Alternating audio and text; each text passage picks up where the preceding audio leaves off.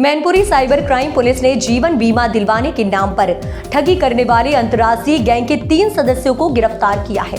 आरोपियों द्वारा प्रदेश भर के कई जिलों के लोगों को नोएडा में बने कॉल सेंटर से फोन कर फर्जीवाड़े का शिकार बनाया जा रहा था। पकड़े गए आरोपियों से पुलिस ने 2,02,000 रुपए नगद के अलावा 10 मोबाइल, 21 एटीएम के अलावा फर्जीवाड़े के दौरान इस्तेमाल करने वाले सामान को बरामद किया है। पकड़े गए आरोपियों का बड़ा आपराधिक इतिहास बताया जा रहा है। पुलिस आरोपियों पर गैंगस्टर एक्ट के तहत कार्यवाही कर रही है। सर, साइबर सेल द्वारा कुछ लोग गिरफ्तार किए गए हैं, क्या पूरा मामला था और किस तरीके से इसमें गिरफ्तारियां सुनिश्चित की गई हैं? देखिए, थाना कोतवाली क्षेत्र के रहने वाले शैलेंद्र कुमार हैं। इन्होंने मैक्स लाइफ इंश्योरेंस पॉलिसी ले रखी थी। तो कुछ साइबर ठगों ने इनसे बात किया कि इस पॉलिसी में हम 5 लाख रुपए का आपको बोनस दिला देंगे, और उसके नाम पे इन्होंने बात करना शुरू किया और प्रोसेस के नाम पर इन्होंने कुछ धनराशि की पहले डिमांड की और धीरे धीरे करके इनके उससे इन्होंने करीब 2,99,000 रुपए की धनराशि 3 खातों में इन्होंने ट्रांसफ़र करा ली। और जब पैसे की मांग करने लगे तो इन्होंने पुलिस में शिकायत की। हमारे साइबर थाने में ये मुकदमा पंजीकृत हुआ और हमारे साइबर थाना के जो प्रभारी हैं, प्रभारी निरीक्षक और उनकी पूरी टीम ने मिल करके बहुत तकनीकी विश्लेषण के बाद ये 3 लोगों को गिरफ्तार किया है। इसमें उमाशंकर जायसवाल है, ये गोंडा का रहने वाला है, एक राहुल पांडे है, ये बलरामपुर का रहने वाला है, प्रदीप शर्मा जो बुलंदशहर का रहने वाला है। और ये तीनों लोग नोएडा में रह करके इस तरह के गैंग को ऑपरेट करते हैं, साइबर क्राइम करते हैं।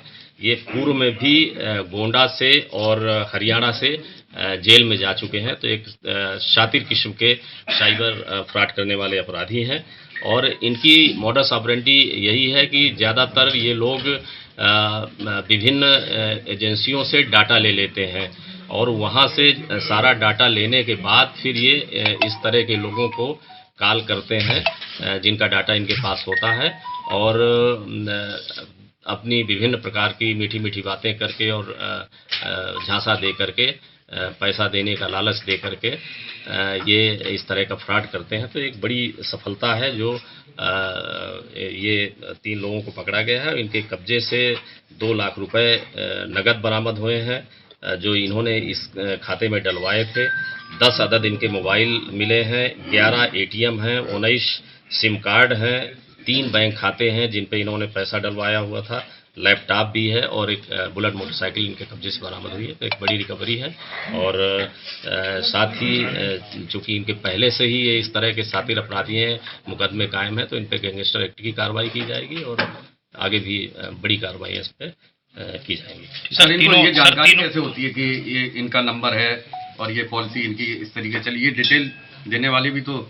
हाँ, ये इन्होंने बताया कि बहुत सारी एजेंसियां हैं जो तमाम तरह का डाटा कलेक्ट करती हैं, उनसे ये लोग डाटा कलेक्ट करते हैं और पैसे में खरीदते हैं वो डाटा। इनको एक आदमी का डाटा 5 रुपये 10 रुपये 5 से 10 रुपए में पर आदमी का डाटा मिल जाता है जिसमें उनकी पूरी डिटेल रहती है, उनका पूरा अकाउंट रहता है, उनके एटीएम पेटीएम जो भी चीज़ें रहती हैं, मोबाइल नंबर, मेल एड्रेस, सारी चीज़ें रहती हैं उसमें और उसी के माध्यम से ये लोग उनको कॉल करते हैं और विभिन्न लोगों को इस तरह से कॉल करते रहते हैं दिन भर में और कुछ लोग इनके झांसे में आ जाते हैं, उनसे ये शिकार बनाते हैं।